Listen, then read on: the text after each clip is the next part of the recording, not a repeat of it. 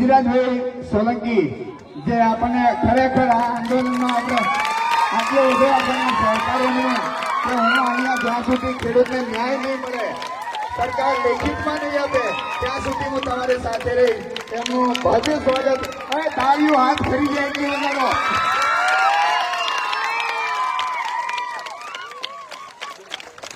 જય જવાન, ભારત માતા કી જય જવાન, જય કિસાન. શરૂઆતમાં હું હંમેશા કહું છું કે મને બહેનો જોઈને એટલો આનંદ થાય. આંદોલનોમાં તો જાતી હોઉં, પણ જ્યાં જ્યાં બહેનોને જોઉં એટલે મને વિશેષ આનંદ થાય કે બહેનો છે. એટલે ક્યાંય પણ મેં સમાજનું નામ નથી લીધું કે ભાઈ આ સમાજ કે આ સમાજ, પણ આજે મને પર્સનલી એક સમાજનું ખૂબ ખૂબ અભિનંદન કરવાની ઈચ્છા છે, અને છે કોળી સમાજ. જ્યાં જ્યાં ગઈ છું, શરૂઆતમાં બોટાદ નો કરદાકાંડ, ત્યાંથી પણ કોળી સમાજનું એટલું સમર્થન મળ્યું, જાણે કે પોતાની જ દીકરી હોય એટલું માન સન્માન આપ્યું છે. ધરણમાં ગઈ ત્યાં પણ એટલું જ ખેડૂત ભાઈઓએ, કોળી સમાજની બહેનોએ દુખડા લીધા, ઓવારણા લીધા. અહીંયા પણ બેન મને હાથ ચાલીને ઊભી કરી કે બેન આવો ઓવારણા લેવા છે તમારા. એટલે તમારા બધાનો ખૂબ ખૂબ આભાર. તમે બધા જ અમારી પ્રેરણા છો, હિંમત છો, અને પત્રકાર તરીકે આમ સ્ટેજ ઉપરથી માઇકમાં બોલવું મારા માટે યોગ્ય નથી, પણ બિન રાજકીય રીતે ખેડૂતોની લડત છે એટલે હંમેશા અમે સાથ આપીએ છીએ. અહીંયા ઉપસ્થિત બધા જ મહાનુભાવો, આગેવાનો અને ખેડૂત ભાઈઓ બહેનો બધાનો ખૂબ ખૂબ આભાર. અને હવે જેને સાંભળવા બધા બેઠા છીએ, ખરેખર આપણે કહેતા ભાઈ કલાકારોનો પ્રોગ્રામ હોય ભાઈ માયાબેન સાંભળો ગણાવતા, એમ પિન્ટુભાઈને સાંભળવા બધા બેઠા છે. તો પિન્ટુભાઈને વિનંતી કરું કે તમે બહુ ફેમસ છો અને અમારા સમાજનું ગૌરવ છો. હા, એટલે વિનંતી કરું પિન્ટુભાઈને કે પધારો.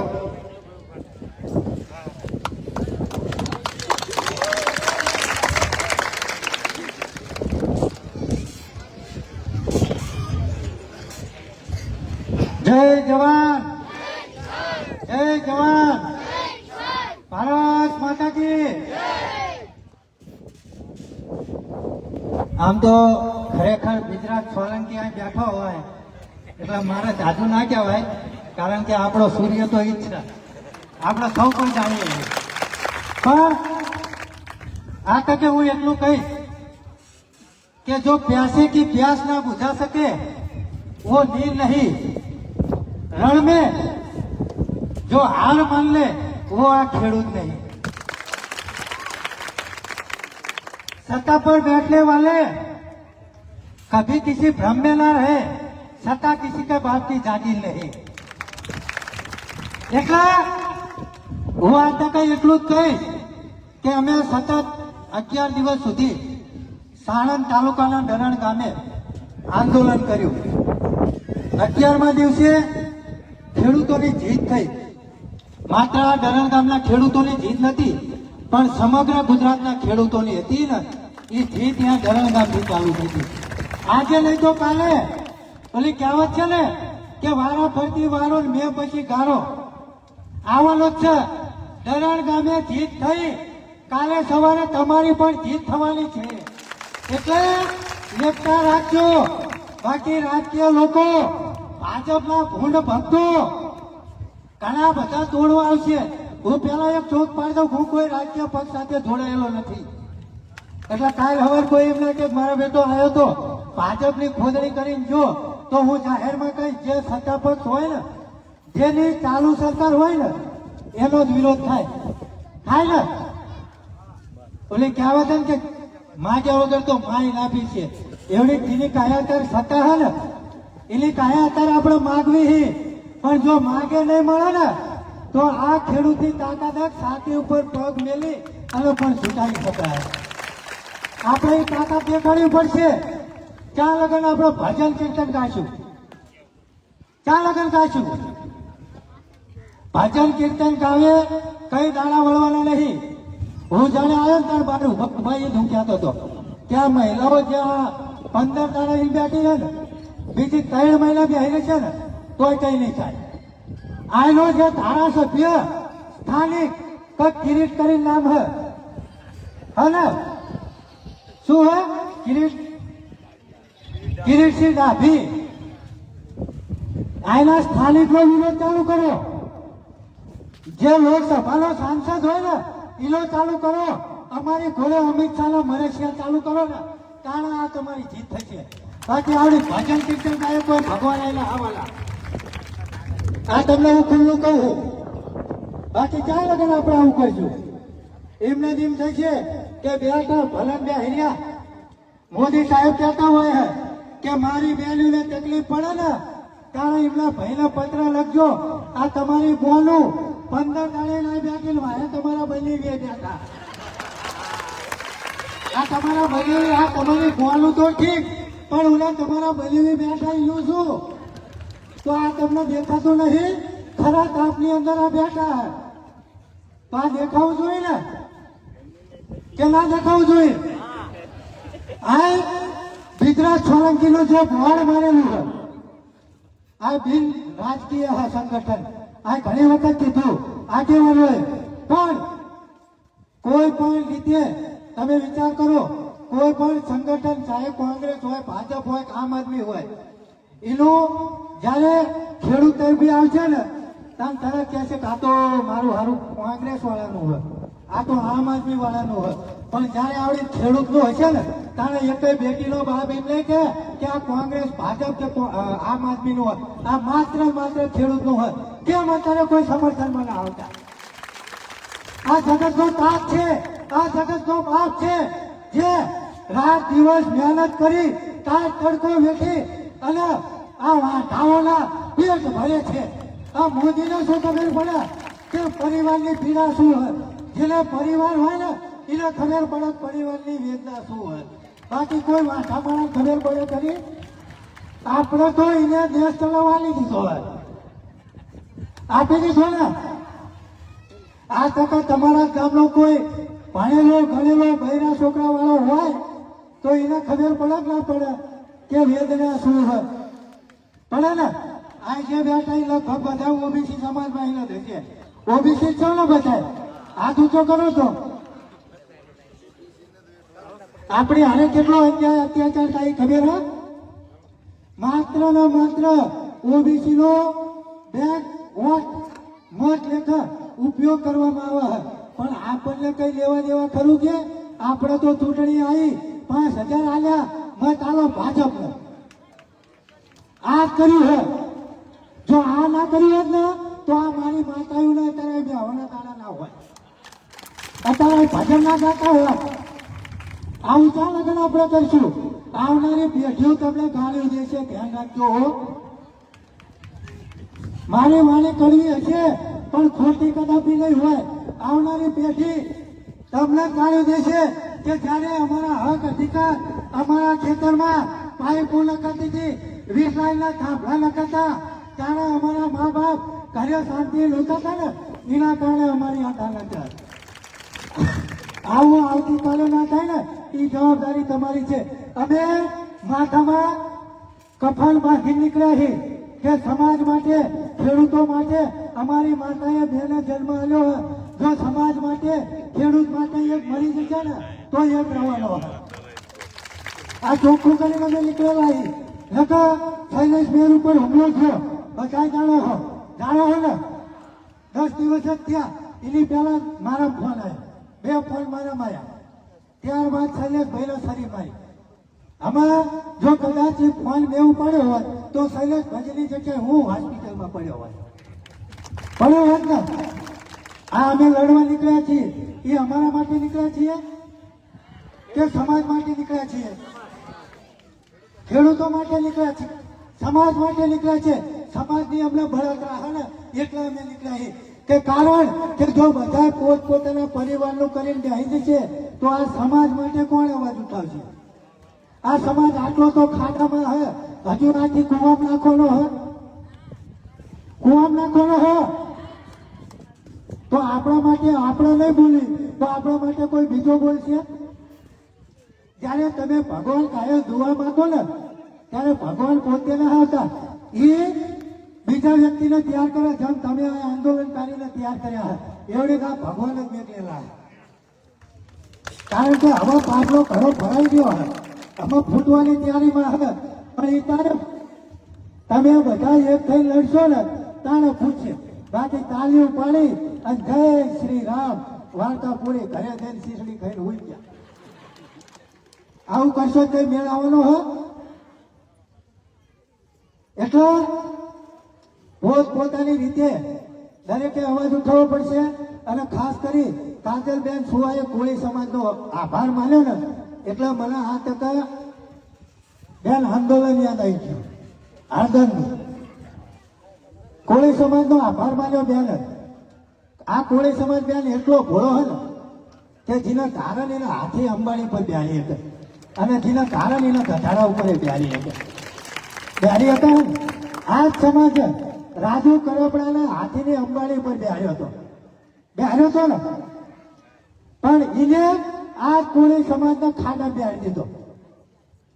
કોળી સમાજના લગભગ 80 જેવા લોકો ઉપર ખોટા કેસ થયા અને પોતે જઈ ભાજપમાં બેસી ગયા અને કિસાન સંગઠનનું એક પદ મળી ગયું. તો કોળી સમાજને શું ફાયદો આમાં?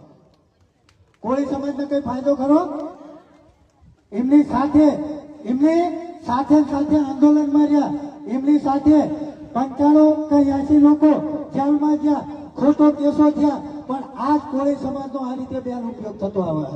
પણ જ્યાં લગન આ કોળી સમાજ પોતે નહીં સમજે ને કે ક્યાં અમારો ઉપયોગ થાય છે અને ક્યાં ખરેખર અમારી જરૂર છે.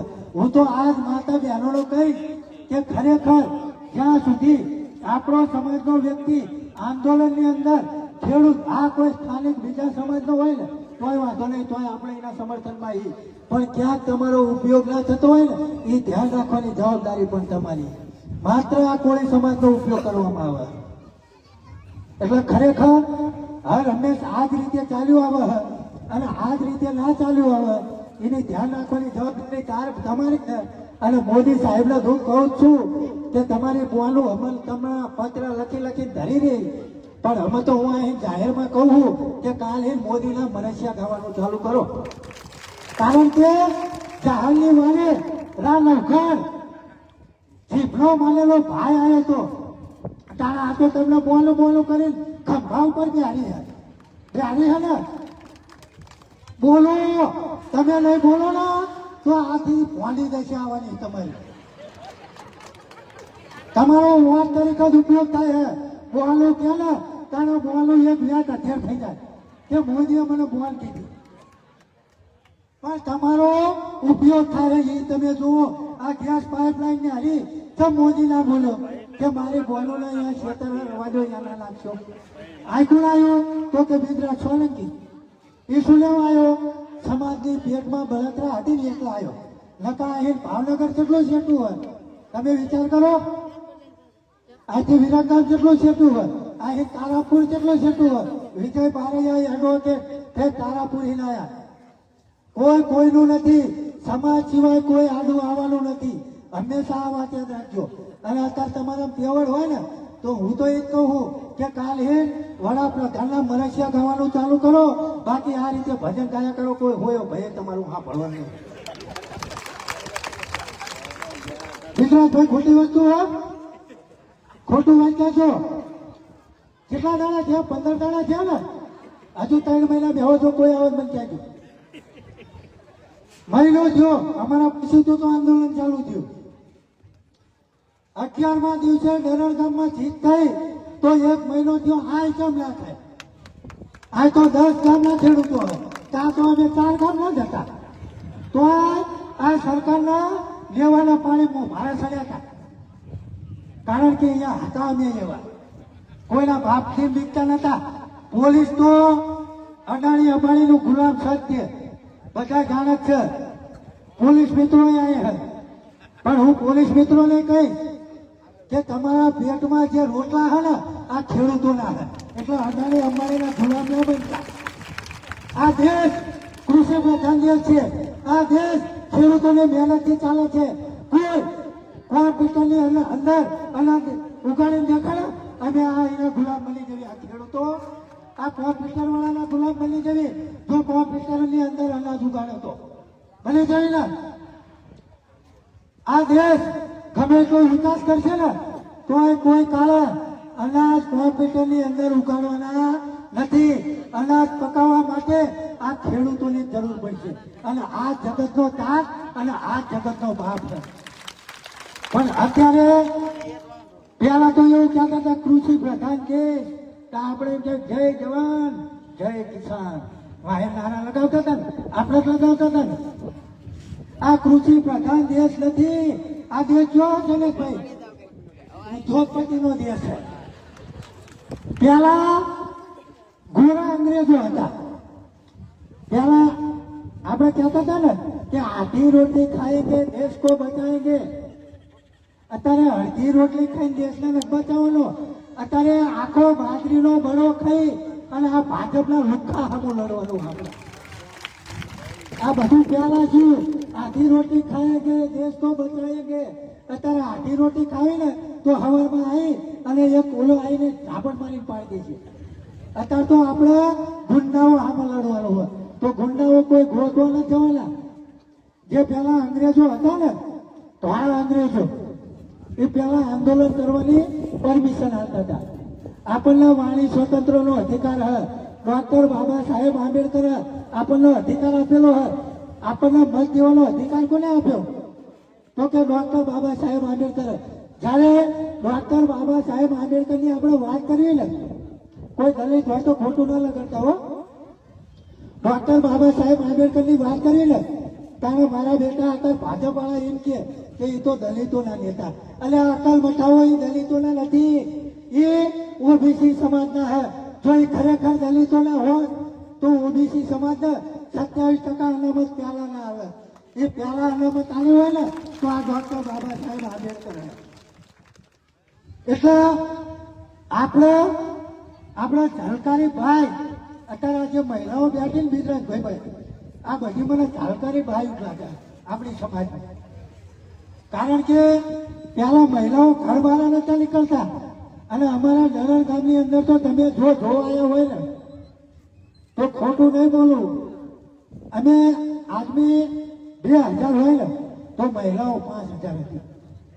અને એક દિવસ એવો નતો ગયો કે જે કેન્દ્રીય ગૃહમંત્રી અમિત શાહ અને નરેન્દ્ર મોદીના જો તળિયા ના ખખડાયા હોય. ગાંધીનગરની પાયા ખુરશીઓ હલાવી ગયેલી હતી અમારી મહિલાઓએ. એ તમારી તાકાત છે. દરણની મહિલા હતી અને તમે બધી શું હતા? તમે મહિલા છો ને તો તમારામાં એટલી તેવડું નહીં, શક નહીં. અમે કાંઠામાં કુળી વટમાં ઓલું કહેવત છે પટમાં પડેલો પાણો હારો પણ વટે ચડેલો કોળી નહીં હારો. એ કોળી તમારે બતાવવું પડશે કે કોળીની ખાનદાની શું. જો આપણે આ જ રીતે કરશું, બીજાને આગળ કરશું તો કાલ હવે દેશવાય નહીં. પમદી હવે ઓલા વીજના થાંભલા આવશે, પાછો ગુજરાતને ફોન કરશો કે ગુજરાત આવો તો ગુજરાત પાછો ત્યાં થઈ જશે. હાલો ત્યાં હું આવું, એના સમાજની બળતરા હોય એટલે આવો. પણ બીજું શું, તમે તો આઈકણે અમારા નરણની વાત કરું હું થોડીક. આઈકણે જે તમે આંદોલન કરો હો એની અંદર તમારો ફાળો કેટલો આવે? આમ બધા ખેડૂતો તરફી આવે તો આ કોઈ તમે શું તમારું નામ શું? ફતેહસિંહ ભાઈ પોતાના છોકરા પરણાવવા બેઠા નહીં, પોતાના છોકરા પરણાવવા બેઠા હે. તમારા માટે બેઠો ફૂલ લઈ લો, ફૂલની પાંખડી 5 રૂપિયા આપશો ને તો આ ખેડૂત આંદોલનનો ફાળો હોય. અમારા ખેડૂત આંદોલનની અંદર માણસો 50,000 લખાવતા હતા પણ અમે રૂપિયાનો હિસાબ રાખતા હતા. અને ફતેહભાઈ તમને એ કહું કે તમે રૂપિયાનો હિસાબ રાખજો, કાલ સવારે 5 વર્ષનો છોકરો પણ તમારી પાસે હિસાબ માંગીએ. એટલે આ સમગ્ર ગુજરાતના ખેડૂતો ઠેર ઠેર અત્યારે આંદોલન ચાલુ છે. એટલે આપણે કોઈ એક ગામનું નથી આ સળગવા. જેતપુરને અંદર પણ આંદોલન ચાલુ છે, ધાંગધ્રામાં ચાલુ છે, ઘણી જગ્યાએ આંદોલન ચાલુ છે. તો આપણને એમ થાય કે ખરેખર ખેડૂતોને એક આવતું શું થયું? તો પેલા જે અદાણી અંબાણીના પોલીસ તંત્ર ગુલામ હતું ને તો એ હળવું ગુલામ હતું અને અત્યારે એક આવતું ગુલામ બની ગયું આ પોલીસ તંત્ર. એટલે આ બધું આપણે બદલાવવું પડશે. જો તમે જાગૃત નહીં બનો ને તો આપણે એ કશું થવાનું નથી. પહેલા જાગૃત આપણે બનવું પડશે. અને આજે સળગવાળા ગામનો વાળો છે, કાલે બીજા પણ ગામનો વાળો આવશે. આજે એક થઈ અને આપણે લડવું પડશે. અને ખાસ કરી ગૃહમંત્રી હર્ષ સંઘવીને કહી કે ખરેખર જો તારામાં તેવડ હોય ને તો આ જગતનો તાત, આ જગતનો બાપ અત્યારે એકલો રખડે ડિટેન કરીને બતાવી જોજે. અને ધ્યાન ભરો આંદોલન પણ જરૂર પડશે ને તો અમે એ પણ આંદોલન કરીશું. તમારી પોલીસનામાં એટલી તાકાત નથી કે આ બધા ખેડૂતોને ડિટેન કરી એક વધારે વાત નહીં કરું, પણ કાલથી અમિત શાહ અને નરેન્દ્ર મોદીના કોણ કોણ સાચી લે છે એ હાથ ઊંચા કરી અને મારી માતાઓ જણાવો લેશો ને. અને આ બધું જે વિડીયો ને એ બધું મારામાં નાખ્યો, તમને વાયરલ કરવાની જવાબદારી મારી છે. બરોબર ને? જય જવાન જય કિસાન. વધારે ભૂલ થઈ ગઈ હોય, વધારે ભૂલી ગયો હોય તો તમારો દીકરો હું સમજી અને માફ કરજો. અને આ સરકારહીન કહું છું કે જ્યાં થાય ને એ કરી લેજે. જય જવાન જય કિસાન.